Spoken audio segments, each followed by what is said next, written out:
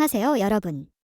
아스날이 일요일 저녁 늦은 시간에 맨시티를 이기면서 토트넘은 루턴을 이기고 성공적으로 프리미어리그 선두 자리를 유지하고 있습니다. 이건 안지 포스테코글루 감독과 토트넘에 대해 거의 아무도 예상하지 못한 시작이었습니다. 토트넘의 10명의 팬들을 물어보면 아마 모두 인정할 것입니다. 안지 포스테코글루가 감독으로 임명되었을 때 챔피언십을 축하하기 위해 샴페인을 마실 이유가 없다고 했습니다. 어쨌든 모든 존경심은 포스테코글루가 단지 일본까지 돌아다닌 호주인이고 정상근 셀틱이라는 것입니다. 그는 유럽의 탑 5리그 중 어떤 팀에서도 일해본 적이 없습니다. 심지어 그는 그의 축구 경력 동안 유럽에 걸쳐 있지 않았습니다. 더구나 포스테코글루에게는 느린 시작이라는 습관이 있습니다. 토트넘에 오기 전에 그가 이끄는 두 팀인 요코하마 F, 마리노스와 셀틱에서 그것이 명확하게 보입니다. 요코하마에서 이 58세의 감독은 거의 팀을 강등시키는데 실패했습니다. 셀틱으로 넘어가 그는 스코틀랜드 프리미어리그 첫 7경기에서 3패 1무를 기록했습니다. 이러한 사실들은 매우 명확한 메시지를 보냅니다. 안지 포스테코글루와 함께 바로 성공을 요구하지 마세요. 꾸준하게 기다리세요. 스퍼스의 팬들은 기다릴 필요가 없습니다. 토트넘이 지난 토요일 루턴을 이긴 경기로 이번 시즌 20점을 획득했습니다. 역사적으로 토트넘이 첫 8경기 후에 이만큼의 점수를 얻은 프리미어리그 시즌은 이전에 없습니다. 실제로 토트넘이 더 잘 시작하기 위해서는 우리가 1960 개순한 시즌으로 돌아가야 합니다. 그 시즌에 토트넘은 국내 2대회에서 우승했습니다. 더 중요한 것은 토트넘의 성적 외에도 플레이 스타일에서 강력한 인상을 주었습니다. 그들의 많은 승리가 100% 설득력을 가진 것은 아닙니다. 그들은 행운을 가지고 있었고 결정적인 시점에서 심판들에게 약간의 편견을 받았습니다. 하지만 전체적으로 보면 스퍼스는 엔터테인먼트로서의 공격적인 플레이 스타일로 리그 선두에 올랐습니다.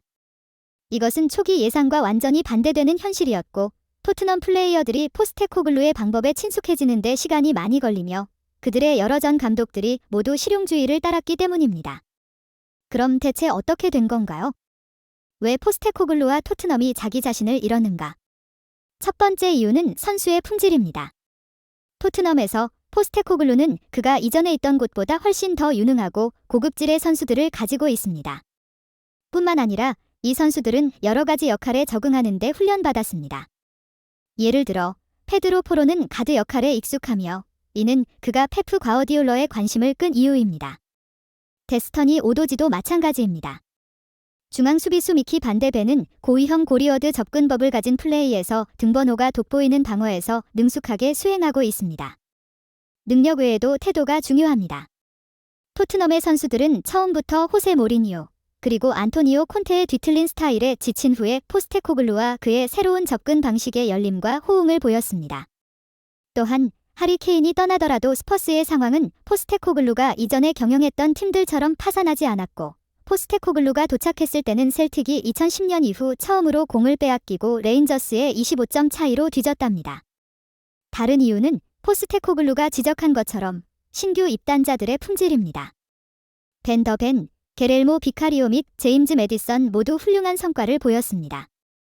또한 올 시즌 토트넘은 유럽컵에 참여하지 않아서 중간에 휴식을 취할 필요가 없어서 포스테코글루가 훈련장에 더 많은 시간을 보낼 수 있어 중요하지 않다는 것도 무시할 수 없습니다. 마지막으로 포스테코글루 자신도 큰 변화를 가져왔습니다.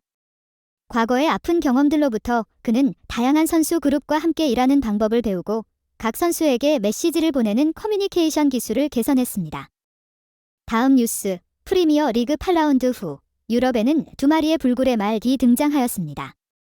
아스날과 토트넘은 프리미어리그 8라운드를 끝내고도 불패 행진을 이어갔습니다. 두 팀은 예측할 수 없는 행보로 이번 시즌 챔피언십 경주를 아주 흥미진진하게 만들었습니다. 프리미어리그 8라운드 마지막 경기는 아스날과 맨체스터 시티의 중요한 경기였습니다. 잉글랜드 1위 리그에서 맨체스터 시티에게 연속 12회 패한 후 드디어 아스날이 승리의 노래를 부를 수 있었습니다. 미켈 아르테타 감독과 그의 제자들이 얻은 승리는 순간적이었지만 이것은 MDH에서 거의 보이지 않던 축하의 기회를 선사했습니다. 이 승리로 아스날은 맨시티를 뛰어넘어 순위표에서 두 번째 위치로 도약하였고 골 차이로 이끄는 토트넘을 곧 추월할 수 있게 되었습니다. 미켈 아르테타와 그의 제자들에게는 어제 밤 맨시티를 이긴 것이 3점을 얻는 것보다 그 이상의 의미가 있었습니다. 가장 중요한 점은 그들이 아르테타 감독 시대에 처음으로 잉글랜드의 지배자를 이길 수 있었다는 것입니다. 이 결과는 아스날의 자신감과 야망을 부추겼습니다. 이것은 미켈 아르테타 감독이 이끄는 경험 부족한 팀에게 굉장히 중요한 것입니다. 맨시티를 이긴 경기 후 아르테타는 이것이 한 경기일 뿐 전쟁은 아니다라고 강조했습니다.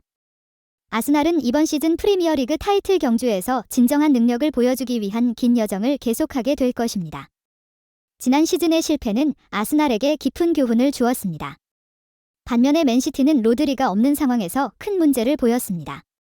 스페인의 중앙 미드필더가 뛰지 않은 이번 시즌 초기 3경기에서 패배했기 때문입니다. 카라바오컵에서 1번, 프리미어리그에서 2번.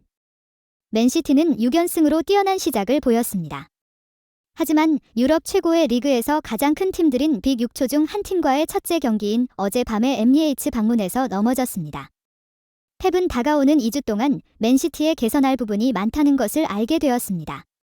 맨시티가 마주해야 할 또 다른 예측 불가능한 말은 바로 토트넘입니다. 지난 주말 경기 라운드에서 스퍼스는 신입팀 루턴타운 앞에서 10명으로 플레이해야 하는 어려움에 직면했지만 결국 포스테코글루 감독과 그의 제자들은 승리를 거두고 순위표 선두에 올라섰습니다. 토트넘은 8라운드를 끝낸 후 총 득점수에서 아스날보다 약간 앞서고 있습니다. 18득점. 이것은 스퍼스가 포스테코글루 감독 시대에서 공격적인 효율을 보여주고 있다는 것을 보여줍니다. 그는 토트넘의 전통적인 스타일을 다시 확립하는 것뿐만 아니라 아스날과 맨시티에 대한 진정한 도전자로 스퍼스를 만들었습니다. 토트넘은 자신들의 실력을 파악하기 위해 많은 테스트가 필요합니다. 그러나 적어도 8라운드를 끝낸 후 그들은 매우 어려운 경쟁자로 자신을 보여주었습니다. 스퍼스는 빅 6의 팀과의 3경기, 맨유, 아스날, 리버풀과의 경기를 모두 무패로 마쳤습니다. 현재 8라운드를 마친 후에 프리미어리그에서는 아스날과 토트넘만이 불패를 유지하고 있습니다. 북런던의 팬들은 순위표에서 현재 위치를 축하할 이유가 있습니다. 북런던의 두 팀이 계속 전진하는 동안 리버풀은 8라운드에서 브라이튼에게 비겨 아쉬운 점수를 얻었습니다. 이참에는 클롭 감독과 그의 제자들이 연속 2번 승리의 기회를 놓쳤습니다. 17점으로 레즈들은 순위표에서 4위를 차지하고 있습니다. 지난 경기 라운드에서 리버풀은 계속해서 상대에게 선제골을 선물하였습니다. 이런 경우가 이번 시즌에 너무 자주 발생했습니다. 클롭은 공격 선수들에 대해 만족할 수 있겠지만 현재의 수비 라인은 타이틀 경주에서 명확한 발전을 이루기가 매우 어려울 것입니다. 맨유에 대해서는 8라운드에서 브렌트포드를 상대로 놀랍게도 역전해 이겼습니다. 이것이 3점을 얻는 것보다 더 의미 있는 겁니다. 적용된 게임 스타일에 비춰보면 레드 데블스는 큰 변화를 보여주지 못했습니다. 전방 공격수들의 효율성이 부족한 동안 수비는 계속해서 실수를 범했습니다. 이런 이유 때문에 전 수비수 게리 네빌은 맨유가 이번 시즌 프리미어리그에서 탑5를 들지 못하겠다고 예상했습니다. 맨유와는 반대로 첼시는 게임 스타일과 결과에서 점점 성장을 보이고 있습니다. 7라운드에서 풀럼을 이기고 8라운드에서는 벌리를 4대1로 이겼습니다. 그들은 최근 2라운드에서 6골을 득점했습니다. 이것은 이전 6라운드에서의 성과보다 더 많습니다. 라힘 스털링이 첼시에게 이번 주말 승리의 큰 부분을 차지했습니다. 하지만 더 깊이 보면 포체티노 감독이 이끄는 팀은 많은 포지션에서 잘 작동하고 있었습니다. 그들은 다가오는 중요한 선수들의 복귀를 환영하고 있고 이로 인해 폭발적인 효과를 기대하고 있습니다. 오늘 영상이 마음에 드셨다면 좋아요와 구독 부탁드립니다. 날씨가 쌀쌀해지는 가을, 여러분의 건강 챙기시고 즐거운 일상 되세요. 다음 영상에서 뵙겠습니다.